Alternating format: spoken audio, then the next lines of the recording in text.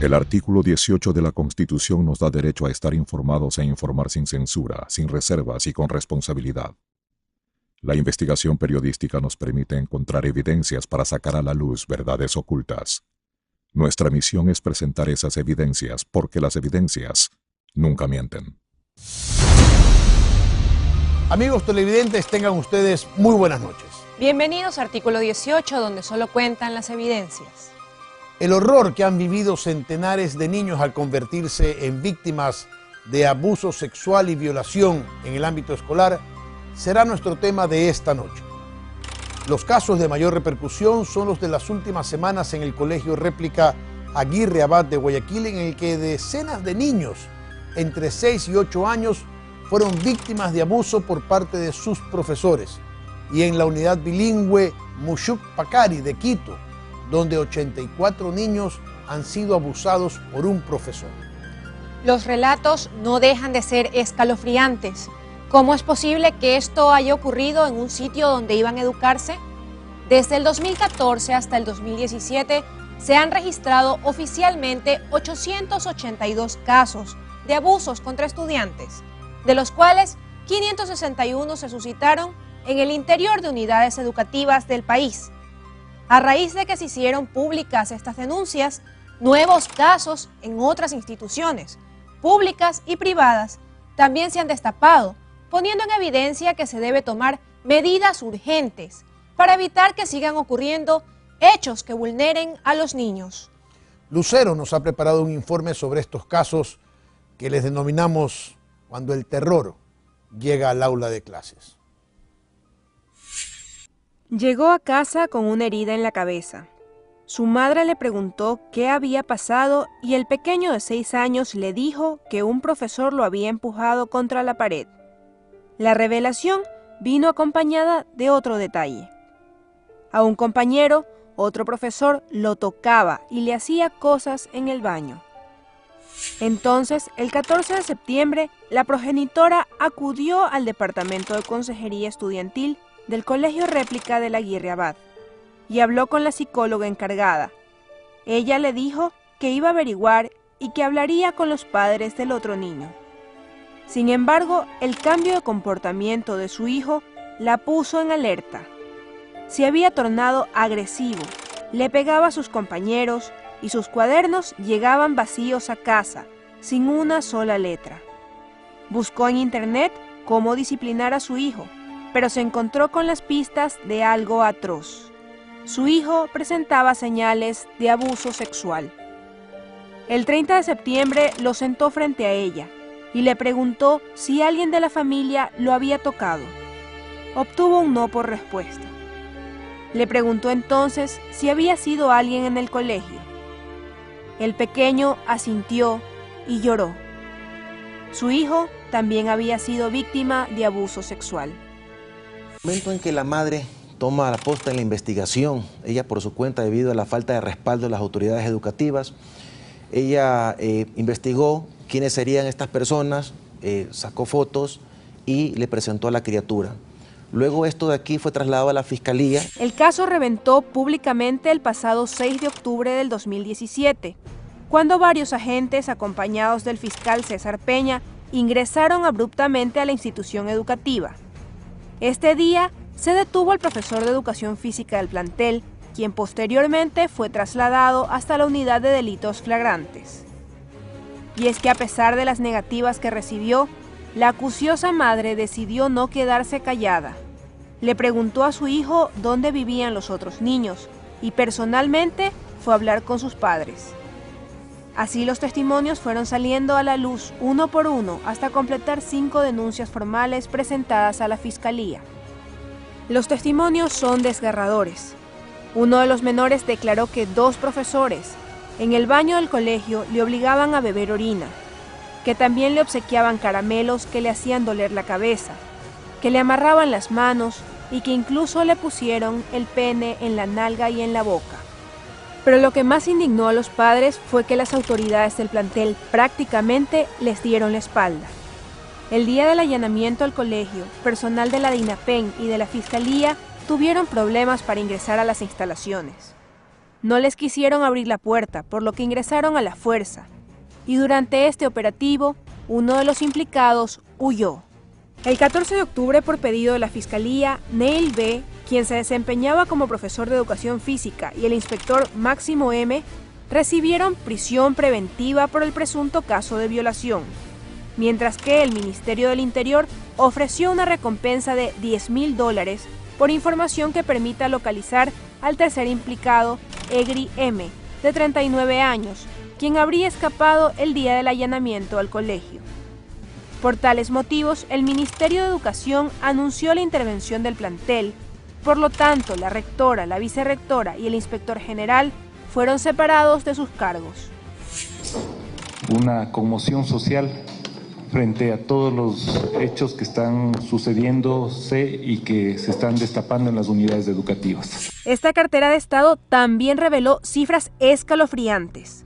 Durante los últimos 4 años se registraron 882 denuncias de abusos a menores a nivel nacional. En 450 de ellos, los sospechosos eran docentes, seguidos de 321 personas fuera del sistema educativo. De ahí le siguen 45 que corresponden a compañeros de la misma aula, 38 estudiantes de la misma institución, 13 del personal de limpieza, 9 administrativos y 6 de autoridades. La zona que más casos registró fue la del Distrito Metropolitano de Quito con 236, seguida de Los Ríos, Santa Elena, Bolívar y Galápagos con 149 casos, Manabí con 98 casos, Esmeraldas, Carchi, Babur y Sucumbíos con 93 casos, Guayaquil, Durán y San Borondón con 76 casos, Napo, Orellana y Santo Domingo con 73 casos, Azuay, Cañar y Morona Santiago con 71 y finalmente El Oro, Loja y Zamora con 41. Pero a decir de la fiscal provincial del Guayas, Sandra Morejón, los casos serían muchos más. Ahora tenemos 5 niños que han dado ya sus entrevistas en los que plenamente se establece nombres de profesores y un abuso sexual. Tenemos 10 denuncias presentadas por padres de familia y estamos a la espera de una pericia del teléfono encontrado y ingresado con la respectiva cadena de custodia para que sea periciado y poder determinar quizá muchísimas más víctimas de pornografía infantil. La fiscal de Pichincha, Mayra Soria, especialista en violencia de género, en una entrevista con Diario El Telégrafo, dijo que los delitos sexuales en contra de menores en el sistema escolar son un problema que ha existido desde hace mucho tiempo, solo que ahora la ciudadanía se anima a denunciarlos. En un artículo publicado por Diario El Universo el pasado 24 de octubre, la Dirección de Política Criminal de la Fiscalía señaló que entre el 2014 y el 2017 se reportaron 13.671 denuncias por abuso sexual. Sin embargo, un hecho que a veces hace que los padres desistan es la delimitación del delito. Por ejemplo, la madre que destapó los casos en el Colegio Réplica aseguró en una entrevista a Diario El Telégrafo que como los exámenes que le realizaron a su hijo determinaron que no hubo penetración, la entonces rectora le habría contestado que eso era prueba suficiente de que no había pasado nada, y que para darle consuelo, le dijo que lo iba a pasar a la jornada matutina. El COIP en sus artículos 170 y 171 tipifica los delitos de índole sexual.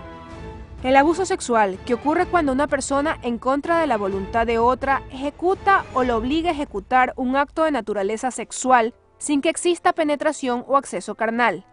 Y la violación, que comprende el acceso carnal con introducción total o parcial del pene por vía oral, anal o vaginal, o la introducción por vía vaginal o anal de objetos, dedos u órganos distintos al miembro en una persona de cualquier sexo.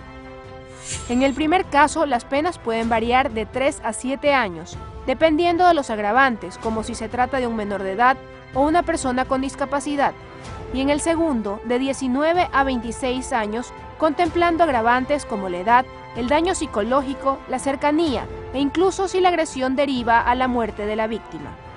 Por el momento, en este caso, las cosas se mueven. Son 90 días que dura la instrucción y dentro de esos 90 días tengo que ver qué elementos se pueden obtener. A la fecha, la madre que decidió hablar dice que su hijo pronto empezará terapia psicológica para superar la pesadilla que vivió.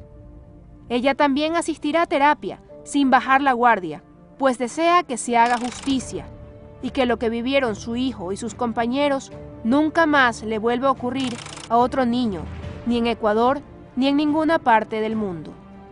Desafortunadamente, este no ha sido el primero ni el único caso. El pasado 18 de octubre, la Fiscalía de Pichincha anunció que investiga el posible abuso sexual contra 84 niños, de 12 a 14 años, ocurrido en la Unidad Educativa Comunitaria Intercultural Bilingüe Mushuk-Pacari en Calderón, norte de Quito. Las indagaciones iniciaron en julio tras la denuncia del rector de la institución educativa, Miguel Loachamín, y por este caso se detuvo al profesor Antonio Che mientras intentaba huir. Presume que estos hechos se dieron en el año lectivo 2016-2017. La persona involucrada en este hecho como sospechoso directo hasta el momento es una persona que ostentaba las funciones de docente dentro del centro educativo. En un recuento de los casos más sonados, es decir, los que han tenido repercusión mediática, podemos citar, por ejemplo, el caso Ampetra ocurrido entre 2010 y 2011, donde 41 niños fueron abusados sexualmente por un profesor de la Academia Aeronáutica Mayor Pedro Traversari en el sur de Quito. El hombre obligaba a sus alumnos a replicar escenas pornográficas. El acusado fue sentenciado a 16 años de cárcel y la unidad educativa fue obligada a pedir disculpas a las víctimas con una placa. El caso conocido como El Principito, en el que un niño de 5 años fue supuestamente violentado sexualmente por su profesor de natación en el colegio La Condamine de Quito.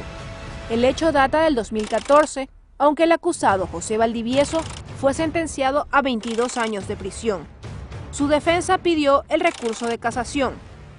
El pasado 24 de octubre se le dictó prisión preventiva, mientras Valdivieso, en declaraciones con Teleamazonas, denunció supuestas inconsistencias en el proceso investigativo.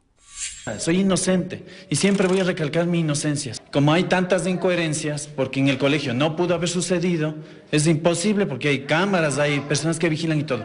Entonces trataban de ver quién es el culpable. Entonces ven la lista de profesores, porque el menor dice que es el profesor de música. Y oh sorpresa, el profesor de música es mujer. Entonces, empiezan a buscar un culpable sin ni siquiera saber si se ve culpable. Entonces, descubren que el único profesor hombre en todo ese grupo soy yo. El apoyo de Anne Malherbe, esposa del expresidente Rafael Correa, y su abogado Caupolicán Ochoa generaron tensión en este caso. En este mismo mes de octubre, otros casos de abuso sexual infantil en el sistema educativo también han sido denunciados. Padres denunciaron que su hija fue víctima de abuso sexual por parte de su profesor de biología. Un niño de apenas 8 años fue contagiado de VIH tras sufrir una violación en una escuela de Guayaquil. Y lamentablemente otro caso de abuso sexual se registró en un centro educativo en el sector de Tambito. Esto ha provocado que los ojos de la ciudadanía se pongan sobre estos casos y se pregunten ¿qué está pasando? Ahora veamos qué dicen las autoridades educativas al respecto, cuáles son los protocolos a seguir y las señales a las que deben estar atentos los padres de familia para evitar que sus niños se conviertan en parte de las estadísticas. Según el protocolo que establece el Ministerio de Educación en casos de abuso sexual en el sistema educativo, los pasos son los siguientes. Acudir al Departamento de Consejería Estudiantil, DECE, o a la autoridad del plantel para que hablen con el menor de edad. Si un docente o directivo está implicado, la coordinación del DECE en conjunto con la Dirección Distrital de Educación debe realizar el procedimiento. El DECE comunicará lo sucedido a la familia del estudiante, las medidas que se tomará y el proceso de acompañamiento, y también elaborará un informe. La autoridad, rector o director, será responsable de poner la denuncia en la Fiscalía en menos de 24 horas y adjuntar el informe realizado por el DECE. Si el directivo está implicado en el tema, quien haya detectado el hecho pondrá la denuncia.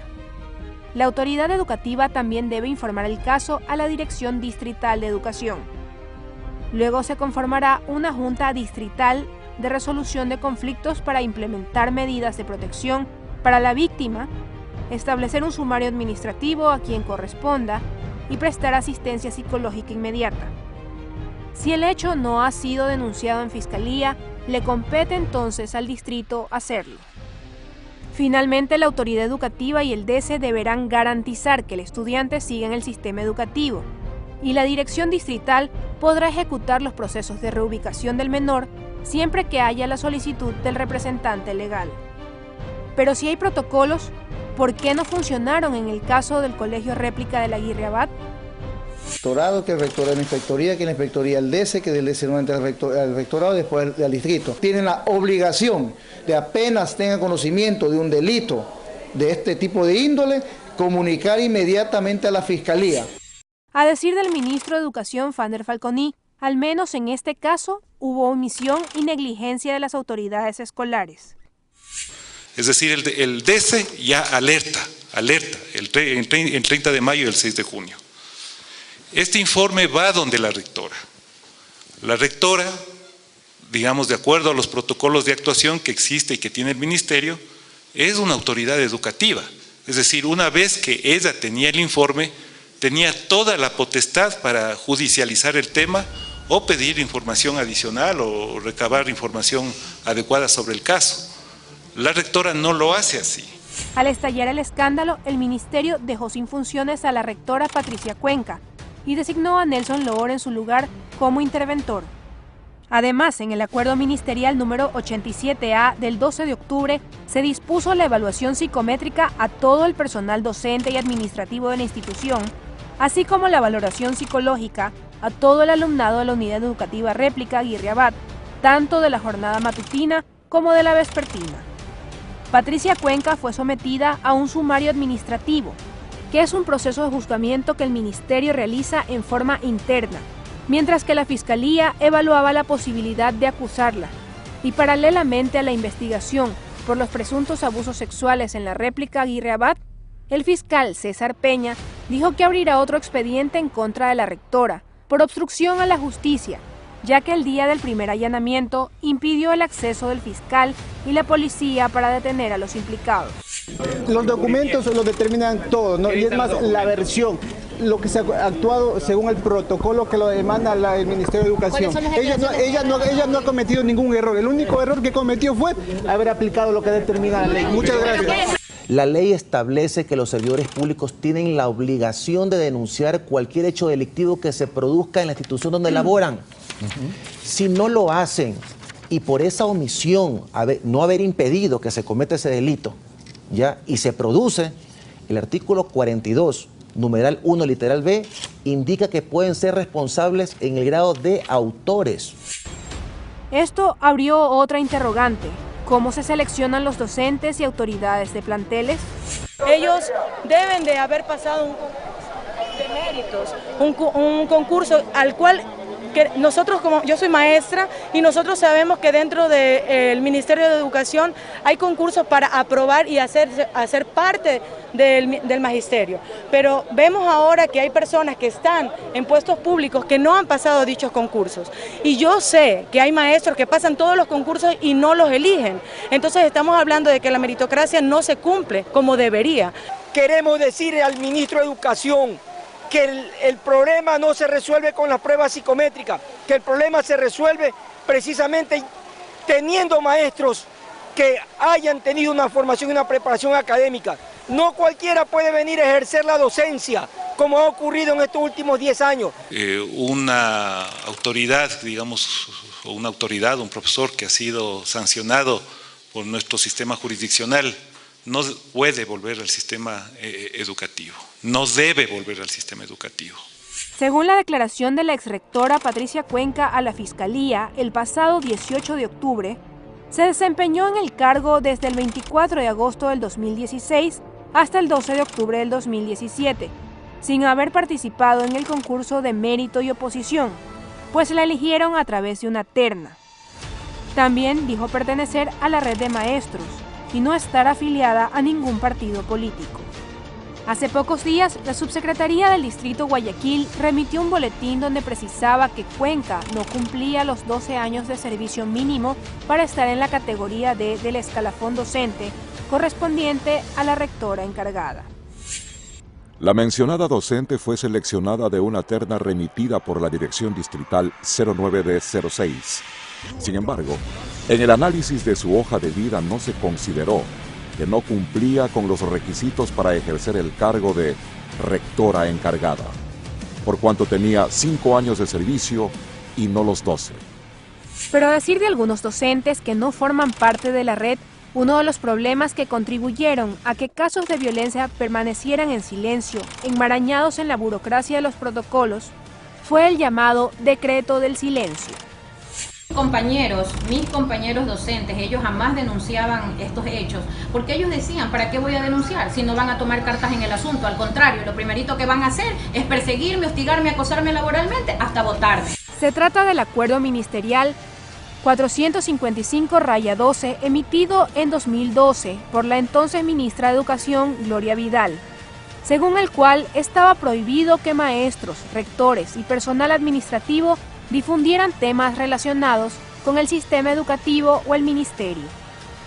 En los artículos 30 y 31 del capítulo Relación con los medios de comunicación, se estableció que las declaraciones o entrevistas a la prensa escrita, radial y televisiva relacionadas con el Ministerio de Educación serán otorgadas únicamente por las autoridades de esta cartera de Estado, y que, en caso de que algún funcionario sea requerido para otorgar una entrevista en función de la información del Ministerio o de sus actividades, deberá tener autorización expresa de la máxima autoridad.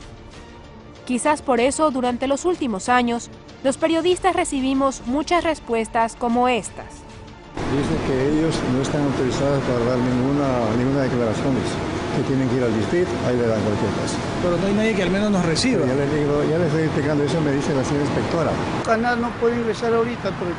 ¿Y pero qué pasó? ¿Qué le dijeron las autoridades? No se puede. Yo sé que no puedo pasar, pero tiene que haberle dicho por qué. No me he dicho nada, solamente esas palabras nomás. Solamente han dicho que no puedo pasar siendo una institución pública. No sé, señora, eso es lo que le puedo manifestar. ¿Pero por qué? No sé, señora. A semanas de lo ocurrido, una ola de denuncias se ha destapado. ¿Cómo es que tantos casos permanecieron bajo la alfombra durante tanto tiempo? Un problema de actuación que merece todo lo que estamos hablando de esta intervención integral.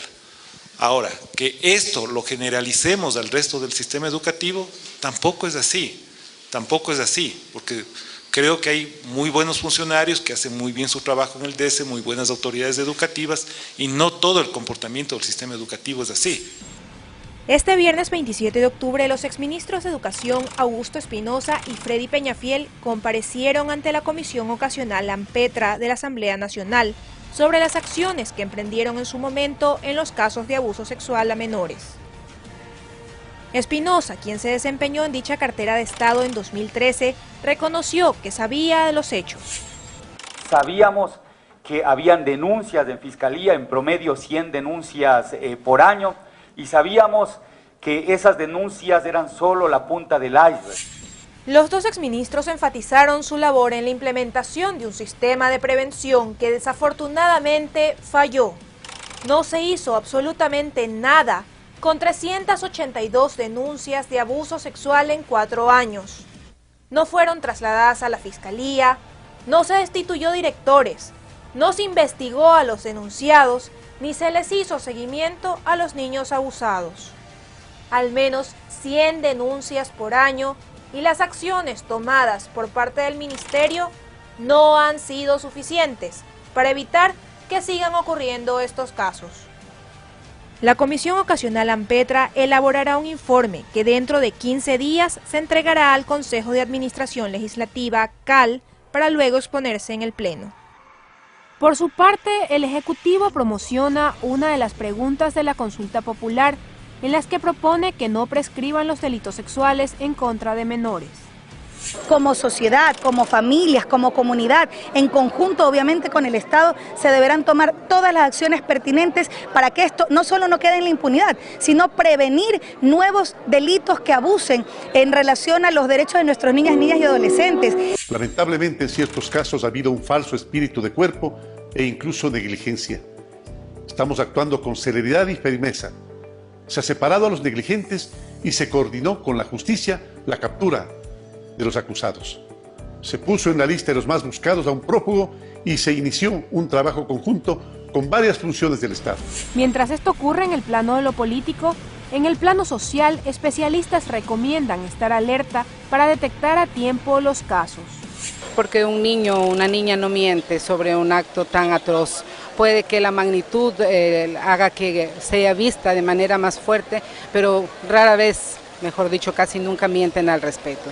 Entonces hay síntomas que uno puede prever, baja en las notas, terror nocturno, miedo a acercarse a algún adulto, terror de ir al colegio, imposibilidad de relacionarse, un cambio brusco de cómo era su comportamiento social. Hay algunos indicadores que pueden dar cuenta que algo está pasando. Un buen ejemplo de esto es la más reciente campaña lanzada por Ecuador Dice No Más, UNICEF y con apoyo del Ministerio de Educación, donde en un spot corto explican de manera sencilla cómo enseñar a los niños medidas de prevención. Lo que es mío, es mío. Lo que es tuyo. Mis partes íntimas son el trasero y pene. Mis partes íntimas son vagina, busto y el trasero.